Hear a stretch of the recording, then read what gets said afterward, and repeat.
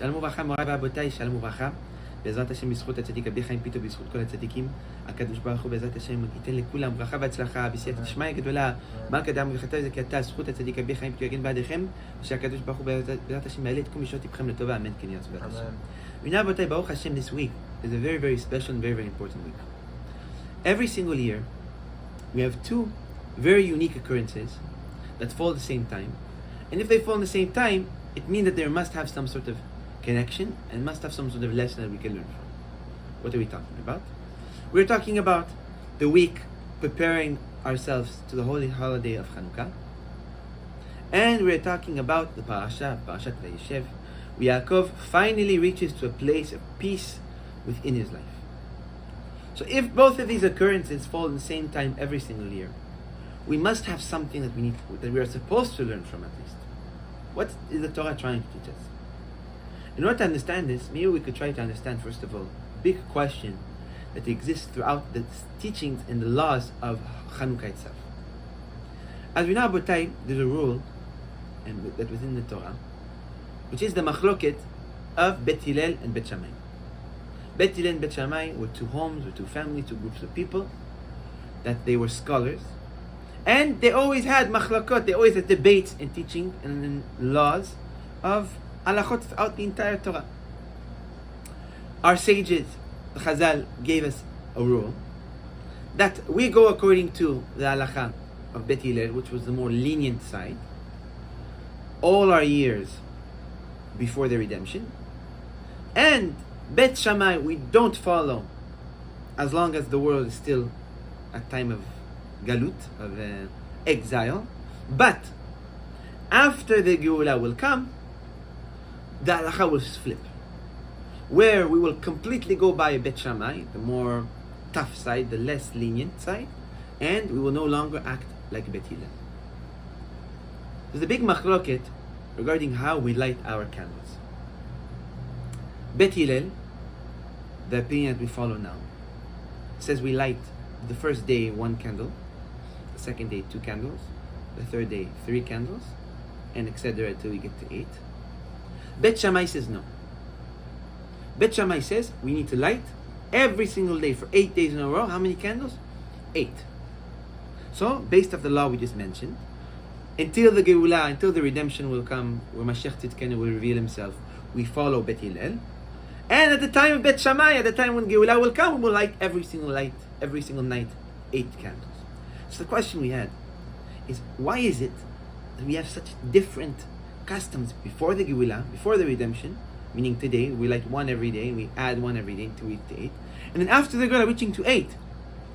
And what is the reason that we're going to do 8 after the redemption, when the redemption will start? So in order to understand this, we said maybe we can learn something very very beautiful from this week's Parasha. We see that Yaakov Avinu Shalom, throughout his entire life, he had big sufferings. It started off with the sufferings of Esav. Esav chased him. Esav tried to hunt him. Esav tried to kill him. He escapes Esav. He goes into the home of Lavan. Challenges after challenges. Lavan cheats him, puts Leah instead of Rachel. Then he cheats him even more. Finishes with Lavan. Esav falls upon him again. He overcomes Esav. The story of Dinah falls upon him again. And finally Yaakov reaches to a place of peace, where the Torah says that Yaakov wanted to live peaceful life, wanted to just rest. And in this week's Parasha, what falls upon him? The biggest challenge of all of them, which is the challenge of who? The challenge of yourself. Maybe we can say, Abotai, that we can learn from this a big lesson. A lot of the times in this world, we try to seek comfort. We try to seek stability. We try to come to a place like what Yaakov wanted to achieve, which is just sitting and resting and being at complete standstill. But what we need to understand is that when we came to the world, we didn't come for no reason. Reaching to a place of standstill would mean that we finished our mission and finished our purpose in this world. We came to this world with a purpose, and once this purpose is achieved, what happens? We no longer have any reason to be here. We need to understand that every single step of a person's life, it is not a step of standstill, but is a step of fulfilling a mission. As long as we are working towards that mission and working towards that goal, we will be blessed. We are being in the right path.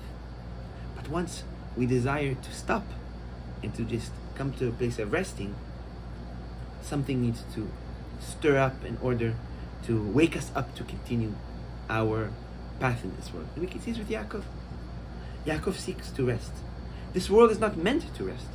This world is meant to work, to achieve, to grow, to get better, to collect every single day more than the day before. We say in Eov, Adam le'amal yulad. What does that mean, Adam le'amal yulad?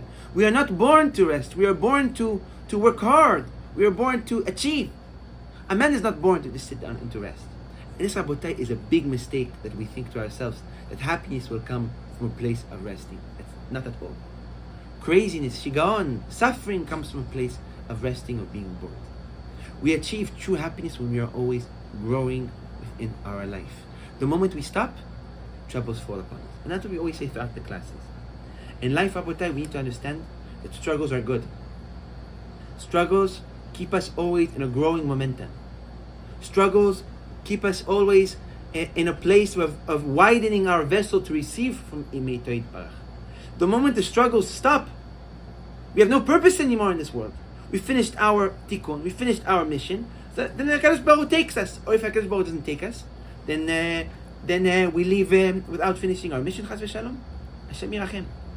We always say within our class, in life a person needs to choose his plate of problems. Meaning what? Always to choose to be in a place of wanting to achieve more, to grow more, to collect more, to be better, to do better. And the moment a person doesn't choose his plate of problems and wants to live on an empty plate, what's going to happen? Somebody else will choose the plate for us. Where a person can end up finding a plate full of problems that he doesn't want, that didn't choose. And this is Rabotai, what we could see even with this concept of the mitzvah of Chanukah. Chazal teaches that Atid Lavo, according to Bet Shammai, we were going to light the menorah of what? 8 candles every night for 8 nights. Meaning that every single night it represents the same light and the same abundance, like the night before, like the night afterwards. That's what the world will be after the coming of the Geulah. We will live in divine life. We will finally reach to a place of resting, menucha. But this world, the way it is, we don't have an aspect of menucha. Because the moment we reach to an aspect of menucha, of resting, it's like a bird in the sky. If it stops flapping, what happens? It falls. In life, we need to be like the way we light the menorah. The first day we light one, we reach our maximum. The second day, what do we need to do? We can't stay in the same place. We have to add another one. We have to add 2. And as long as we are adding light and we are keeping ourselves busy with good struggles, with good busyness, with good hardships, then HaKadosh Baruch Hu never needs to bring upon us other hardships which we don't wish. Like what happened with Yaakov. Yaakov chose to just sit and to live in peace.